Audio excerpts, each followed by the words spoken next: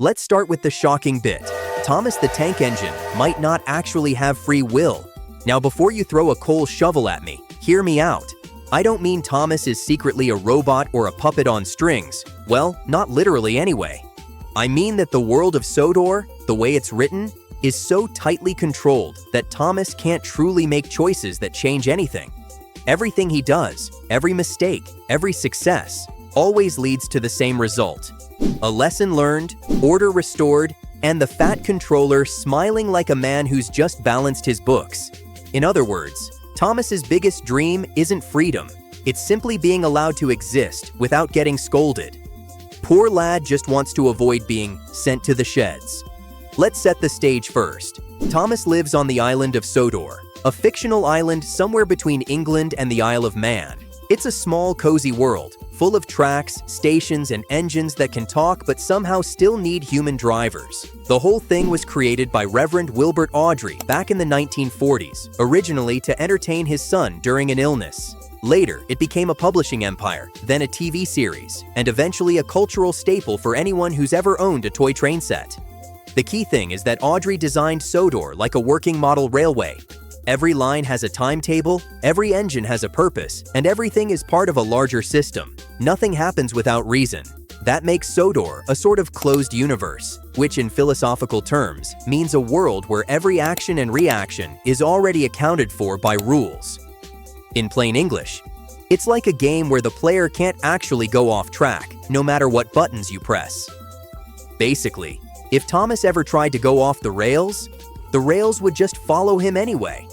Now, when we say Thomas has no free will, we're not being edgy for clicks. We're talking about how the structure of his stories works. Every Thomas tale, from the original Railway series books to the modern CGI episodes, follows a clear pattern. Thomas wants something, he disobeys an order, chaos ensues, he feels bad, and then he learns the proper way to behave. Rinse and repeat. This isn't random storytelling, it's moral engineering. Wilbert Awdry was a reverend after all. He believed in teaching values like obedience, humility, and usefulness. In his world, being really useful isn't just about hard work. It's about knowing your place and following orders. That's the moral skeleton of every episode, and it's built so solidly that no engine ever truly escapes it. Think about it. When Thomas shows independence, he's not rewarded for creativity. He's corrected for misbehavior. When he does what he's told, he's praised for being useful. That's not freedom. That's conditional approval. It's a bit like when your boss says, "We love initiative," and then yells at you for moving a stapler without filling out the proper form. Sodor itself is the perfect metaphor for control. It's literally made of tracks, steel lines that determine exactly where you can and cannot go. Engines like Thomas are built to run only on those lines. So even if Thomas wants to take a shortcut, he physically can't. His very body, his wheels, his pistons, his couplings are designed to obey the track.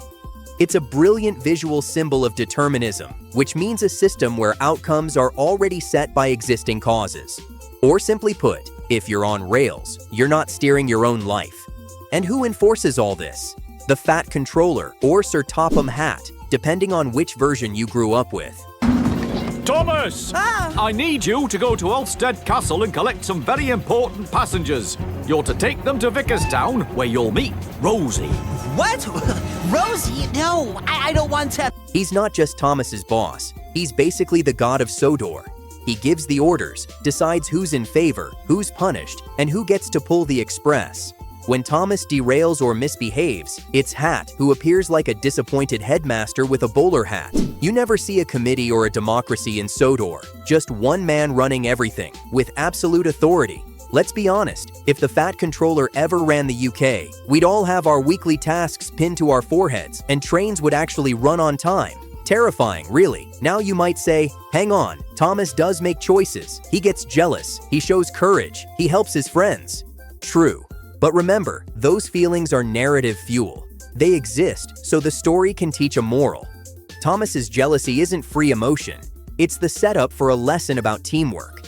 His courage isn't rebellion. It's a tool to prove he's learned obedience. Even his friendships often circle back to productivity. Every bond is defined by how useful the engines are to each other and the railway. So what we get isn't character development in the modern sense, it's moral calibration.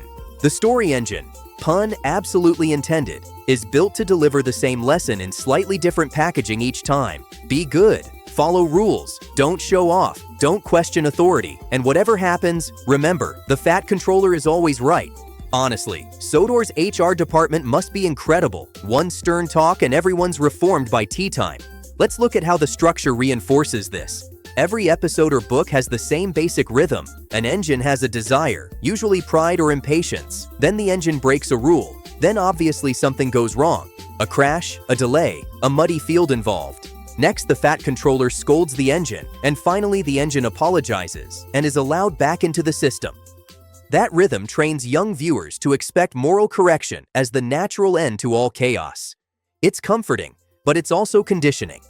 Philosophically speaking, that's what's called teleology, meaning a system designed to reach a preset goal. In simple words, the story always ends where the writer wants it to. The result? Thomas can never truly surprise us. He can only confirm the moral logic we already know. That's why he feels like a friend and a prisoner.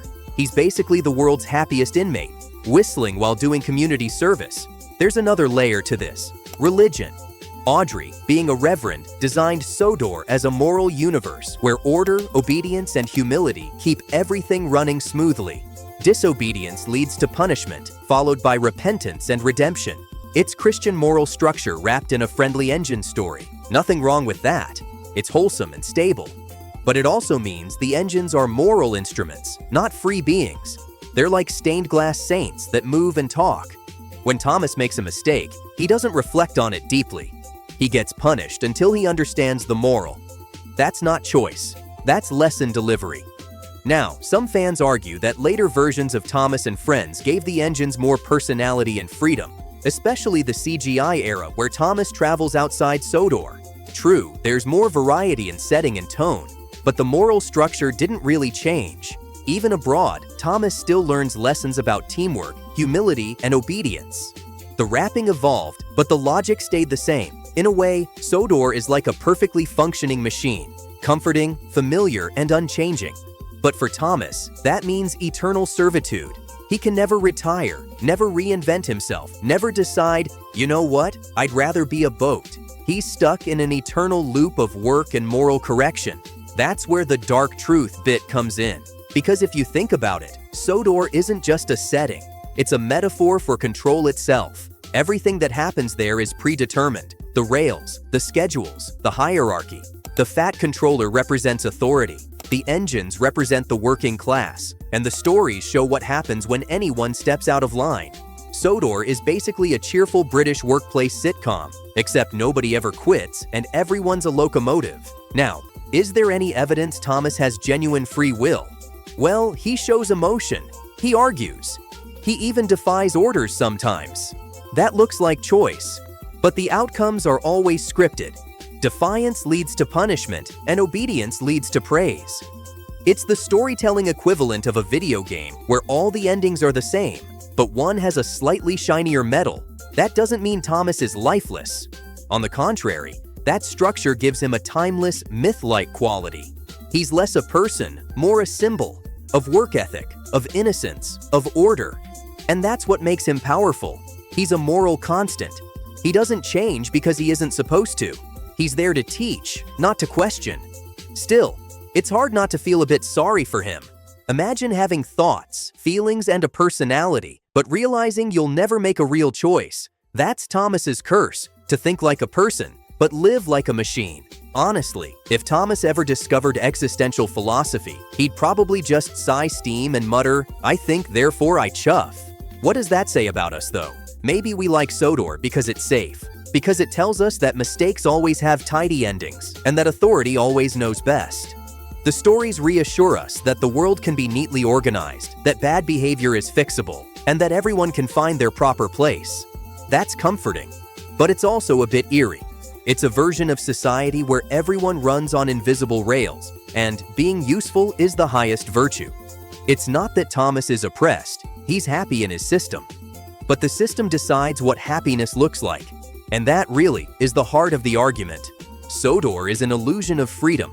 The engines look alive, but but their choices are as fixed as the timetable at Knapford Station, which, let's face it, still runs better than most trains in Britain. So next time you watch an episode and hear Thomas cheerfully puff, "I'm a really useful engine," remember, that's not pride, that's programming. He's doing exactly what the story, the system, and the fat controller expect of him. It's cute, it's wholesome, and it's a little bit dystopian if you tilt your head just right, because beneath the cheerful whistles and smiling faces, there's a quiet message. Follow the rules, stay on track, and don't question the controller. And maybe that's why we love it. Not because Thomas is free, but because he isn't. He gives us a perfectly controlled world where mistakes are forgiven and order always returns. It's comforting, predictable, safe. Basically, Thomas is Britain's most polite philosophy lesson, with wheels. So, does Thomas have free will? Technically, no. He's part of a moral and mechanical system that's designed to keep him useful, obedient, and endlessly cheerful. But emotionally, in the way we connect with him, maybe he does. We see our own struggles in his constant desire to do good, to be noticed, to make sense of rules we didn't make. That's why he lasts. Because he's us, but with buffers. In the end, Sodor's dark truth isn't that Thomas lacks free will. It's that he doesn't need it, because his world only works when everyone knows their role and keeps on chuffing. So next time that blue engine steams across your screen, give him a nod. He's doing the impossible, living happily without freedom and smiling through it.